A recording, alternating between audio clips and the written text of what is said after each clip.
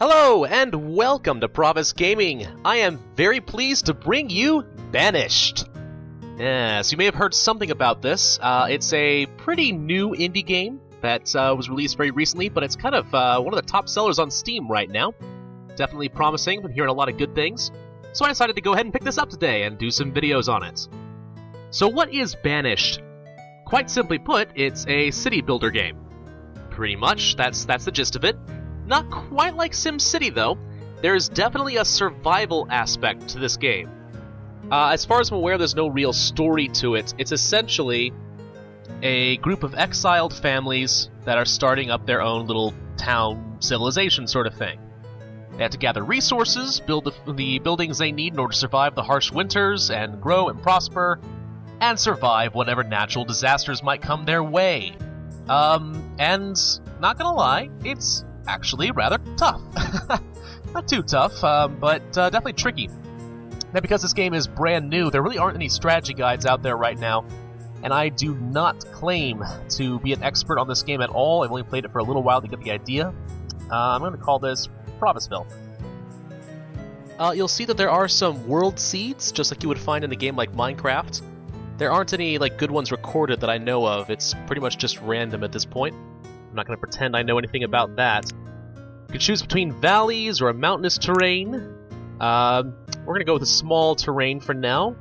In a fair climate. I don't need to make it harsh. Let's not make it any harder on me than it needs to be. We'll go with fair.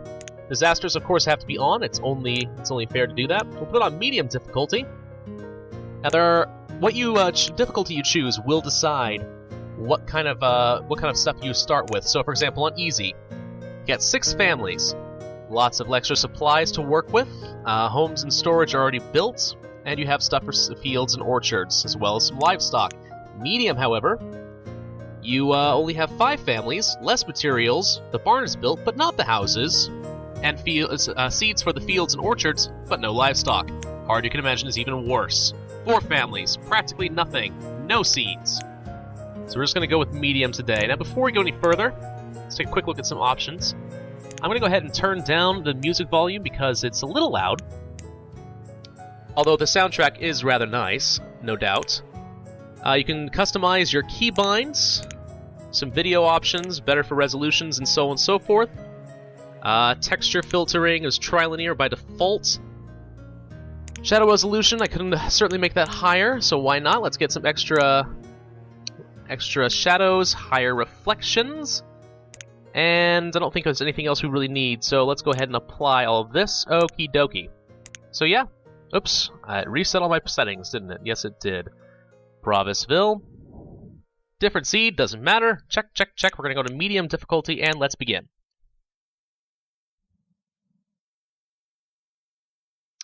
And welcome to Banished. Alright, here we go! Look at us!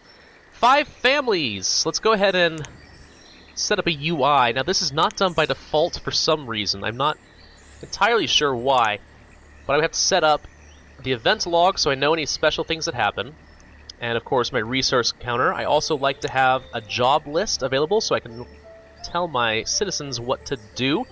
Now, before we do anything, just so that they've got something to work on, let's go ahead and clear out some resources, shall we? I'm going to tell them I want to clear out all these rocks and trees over here. These as well. Just get all this cleared out. There are a handful of resources in the game, but the ones you're primarily worried about for now will be wood, logs in the form of logs, and stone, just for simple building materials. There's also iron.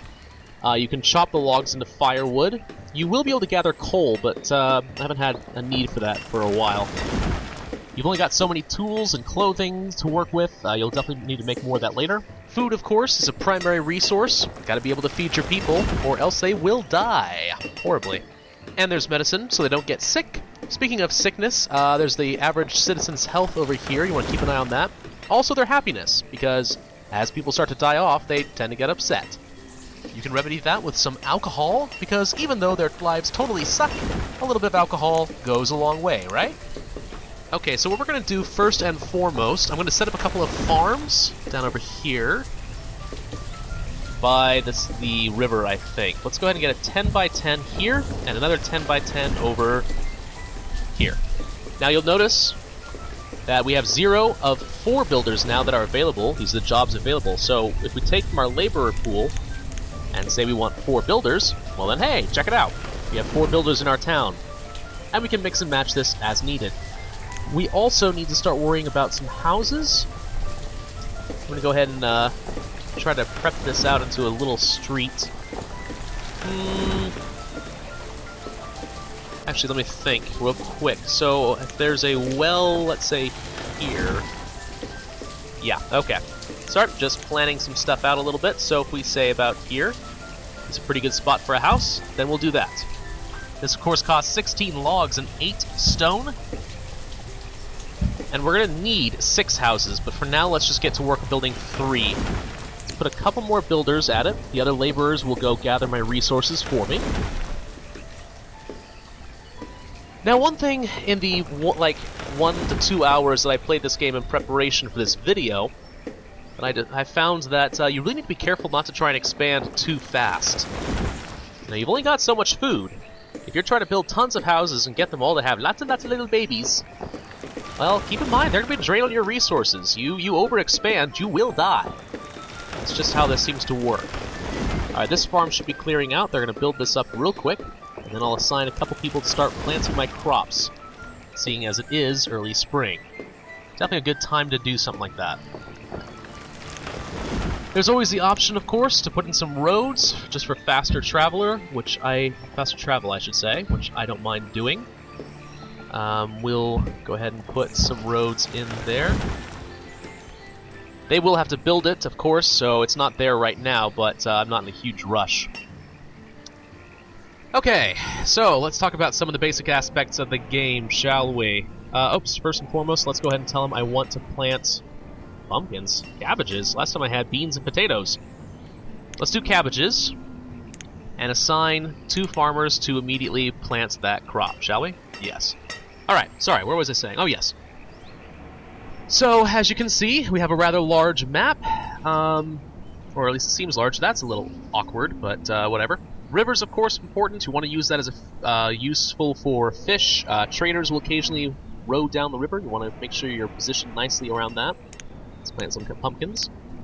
But the first thing we want to look at is food, right? Okay, so farms, pretty simple. Starting early spring, you start growing some crops, and by, hopefully, early autumn, they're ready to be harvested, and then you have plenty of food. Well, you hope that'll be enough to last you the winter until the next crop comes around. Honestly, though, by itself, you may have a hard time.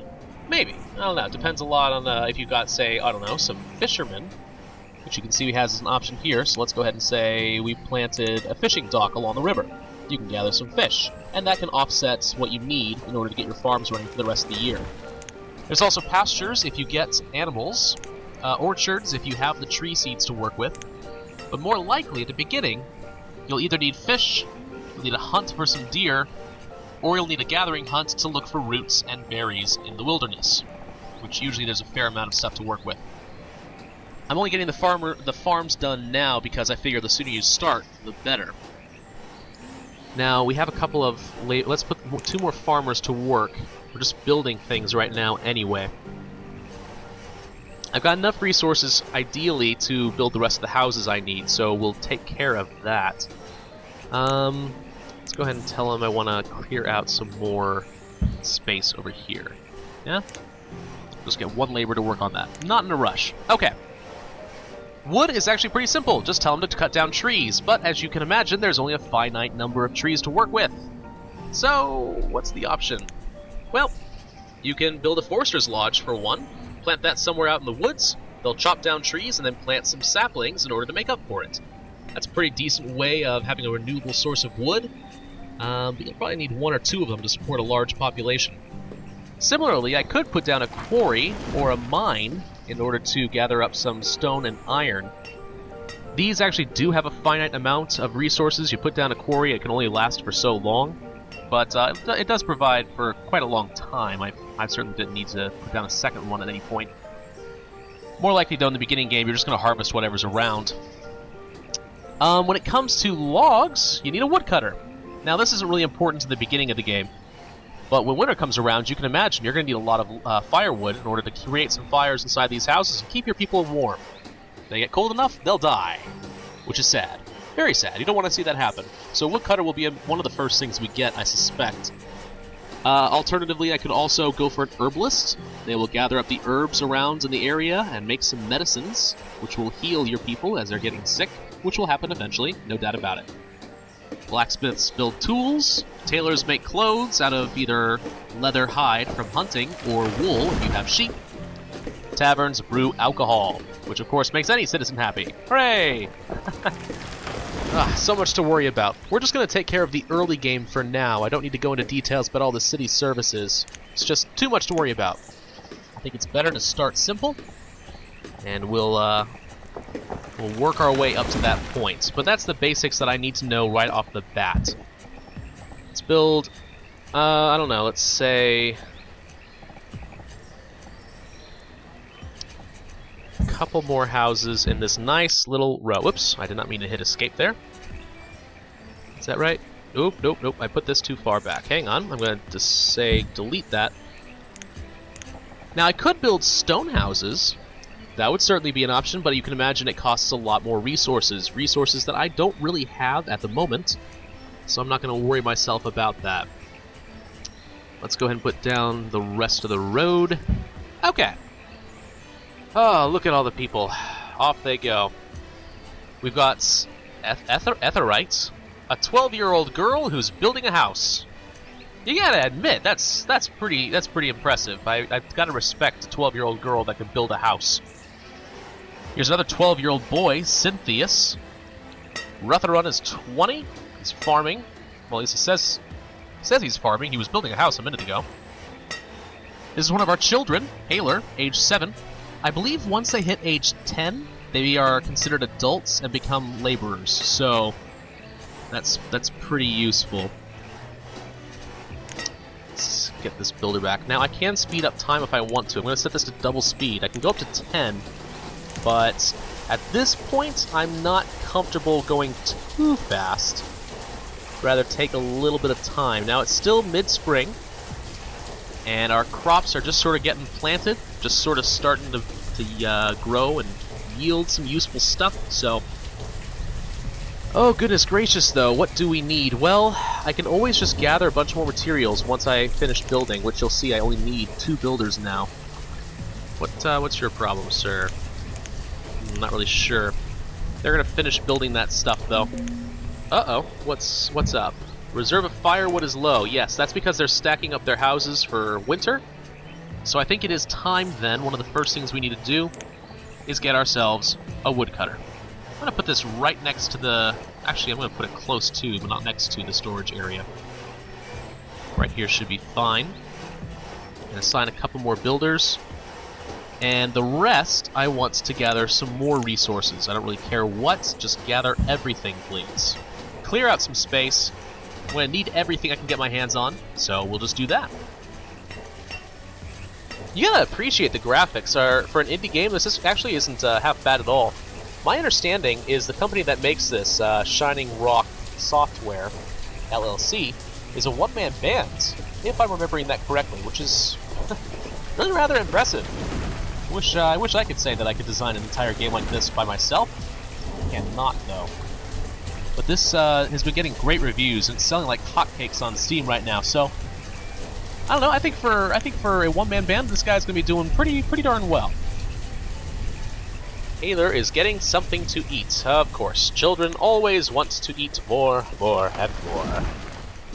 They're looking for more firewood. Yeah, I don't blame you. All right. Well.